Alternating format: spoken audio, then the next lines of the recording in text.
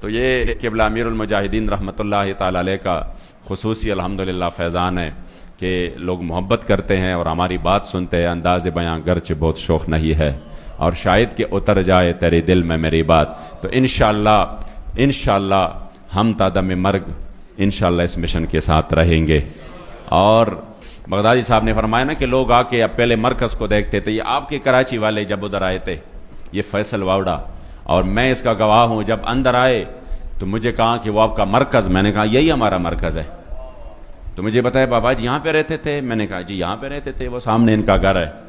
تو کہہ رہا کہ اب سعد صاحب جو ہے امیر محترم کا نام لیا, وہ بھی یہاں پہ رہتے ہیں. میں نے کہا حضور وہ بھی یہاں پہ رہتے ہیں. تو سامنے وہ چھوٹا سا کمرہ تھا, تو اسی کمرے میں جب بٹایا تو وہ ادھر ادھر دیکھنے لگا. اسی وقت ان پر ہیبت طاری ہو گئی. اور پھر جب وہ امیر محترم آئے, بات تو ہم اس کو پہنچا چکے تھے مذاکرات میں, جو انہوں نے ہمیں آفرز دیے, یہ کراچی ہے اور یہ بات میں نے بار بار کی ہے. اور الحمدللہ پھر اللہ کے گھر میں اور پھر اتنی ذمہ داری کی جگہ پر جھوٹ بولنا یہ بہت بڑا جرم ہے. اور یہ بار بار میں نے پشتو میں, اردو میں, یہ ہے سوشل میڈیا پر, کہ انہوں نے ہمیں کہا نا کہ آپ اس معاہدے سے پیچھے ہٹ جائے تو ہم آپ کو یہ دیں گے, ہم آپ کو یہ دیں گے, تو ہم آپ کو یہ دیں گے. بہت سارے انہوں نے ہمیں آفرز کیے, سینٹ بھی دیں گے, ہم آپ کو آن دا اسپاٹ جتنا پیسہ آپ مانگتے ہیں ہم آپ کو پیسہ بھی دیں گے. اور یہ نہیں کہ ہم یہ پیسہ اس لیے دے رہے ہیں کہ ہم آپ کو خرید رہے ہیں, نہیں, آپ تو ماشاءاللہ دین کا اتنا کام کر رہے ہیں کہ ہم یہی چاہتے ہیں کہ ابھی آپ ایک مسجد میں کر رہے ہیں تو ہم آپ کو بازار میں لے کے چلے. ابھی آپ صرف پاکستان میں کر رہے ہیں تو ہم چاہتے ہیں کہ آپ جو ہے نا دنیا میں گھومے پھرے. اس کو بھی ہم پاسپورٹ دیں گے, آپ کو بھی وہ پاسپورٹ دیں گے, تو آپ کو ویزوں کی بھی ضرورت نہیں رہے گی. آپ گھومے پھرے, اس مشن کو آگے بڑھائے, اپنے مساجد کو پیسے دے, اپنے مدارس کو دے, اپنے شہداء کو دے, اس پہ آپ دین کی خدمت کرے. اس طرح کی. اور آئندہ کے لیے تیسری جو سب سے بڑی انہوں نے دی, آئندہ کے لیے ابھی سے جو بھی قومی حلقہ ہو, جو بھی صوبائی حلقہ ہو, وہ ابھی سے آپ ہمیں بتائیں کہ یہ حلقے ہمارے لیے چھوڑ دے. ہم ابھی سے لکھ کر دیتے ہیں کہ یہ آپ کے لیے چھوڑ دیتے ہیں. بس صرف اس انٹرنیشنل فورم پہ جا کے بات کریں گے.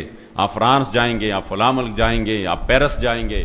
ان کا یہ مطلب تھا کہ یہ جو ہے نا مولوی ہے, اب ان کی آنکھ اس طرح کھلی رہ جائیں گی کہ یہ تو معاملہ ٹھیک ہوا تو ٹھیک ہے, ہم جو ہے نا اس میں یہ کرتے ہیں وہ کرتے ہیں. جب بات کی تو ہمیں تو امیر صاحب نے کلم کلا جو ہمیں انہوں نے بات کی تھی ترجمانی کے طور پر, ہم نے وہ بات آگے پہنچائی ان کو کہ ہمارا تو مقصد یہ نہیں ہے, ہمارا تو مقصد یہی ہے کہ جو ہمارے سامنے معاہدہ ہو چکا ہے اس پر عمل اب کیسا ہوگا.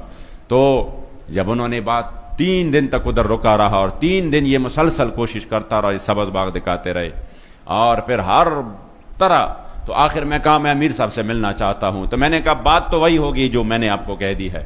کہہ رہے نہیں میں تعزیت کرنا چاہتا ہوں, تاکہ ان سے میں تعزیت کروں. میں نے کہا تعزیت ہو سکتی ہے. تو جب آئے اور پھر امیر صاحب سامنے, تو انہوں نے پہلے دعا کی, تو دعا کے بعد کہا کہ میں نے تو ان کو ایک بات کی تھی تو وہ آپ کو بتائی. امیر صاحب نے کہا جی بتائی ہے. تو کہہ رہا ہے کوئی تو آپ مانے نا, میں نے تو اپنے وزیر اعظم صاحب کو بالکل کہا تھا کہ میں یہ مسئلہ منواؤں گا ان سے اور میں حل کر کے آ جاؤں گا. تو آپ نے تو 3 دن میں نے یہاں پہ گزارے, تو کم از کم ایک بات تو آپ مان لینا.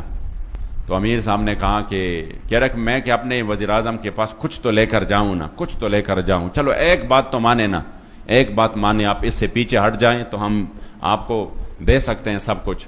تو امیر صاحب نے کہا نہیں, ہم تو آپ کو بہت بڑی بات دے کر رخصت کر رہے ہیں. انہوں نے کہا کیا دے کر رخصت کر رہے ہیں؟ 3 باتیں میں نے اتنی بڑی آپ سے کی ہے, اس میں سے ایک بھی نہیں مانا, تو مجھے کیا دے کر رخصت کر رہے ہو؟